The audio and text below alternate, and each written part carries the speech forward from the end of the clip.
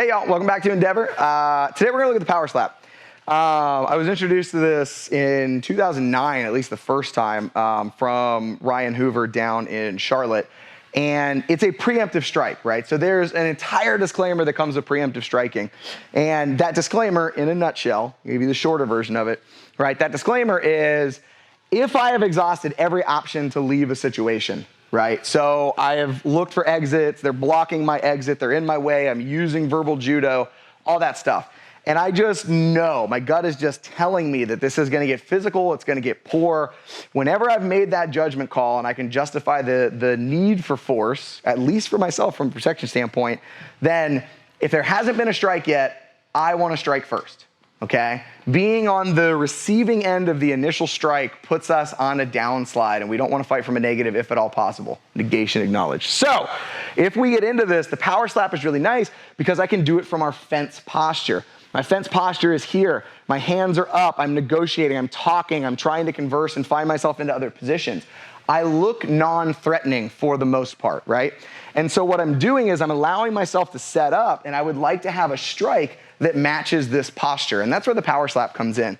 So the power slap is essentially an aggressive bitch slap that we're gonna knock somebody out with, is what it's gonna come down to.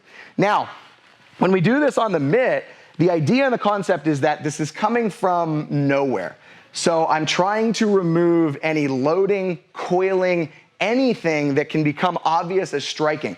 This happens oftentimes where we're here, we're puffing up, and we raise our fist back to go ahead and shoot, right? It's a big tell. She sees that coming from a mile away. And sometimes she may need this. So as we get into it, I'm here, I'm relaxed, I'm gonna load, but I'm gonna load while I'm having my conversation. I'm pulling myself slightly off to the side, and you can notice I'm shifting my weight into my strong side.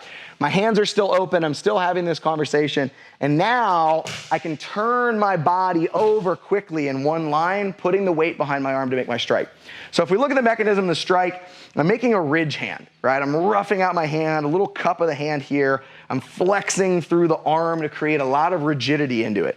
As far as targeting goes, I'm really encompassing anything from the back of the jaw to the front of the chin. And that's the beautiful part about having the open palm, is that I club through here and I may ear box, I may get the back of the jaw, I may get the chin directly, I may get a little bit of nose. All of those things are good for me. All of them can get me into a position where they're dazed, disoriented, possibly knocked out, and all that's fantastic for us.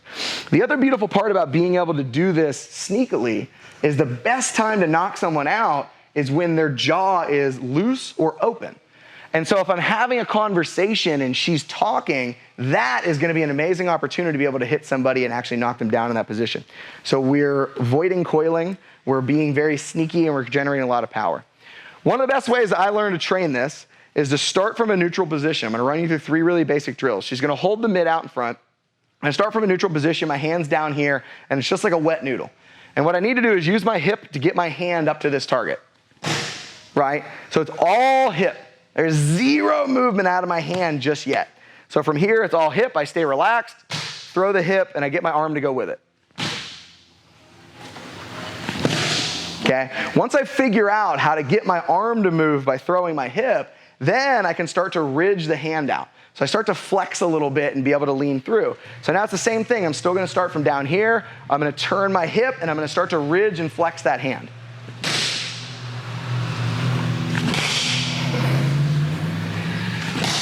Okay?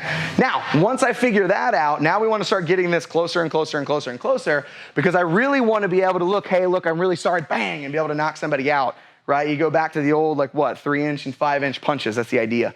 So I want to work my way to where when I have my hands up, the back of my fingertips are on the pad, and I'm making my movement from here. So now I've had my conversation, my hands are open, I'm leaning into this outside to go ahead and load it, right? I'm talking Italian. From here, hip turns over and strikes nice and quick.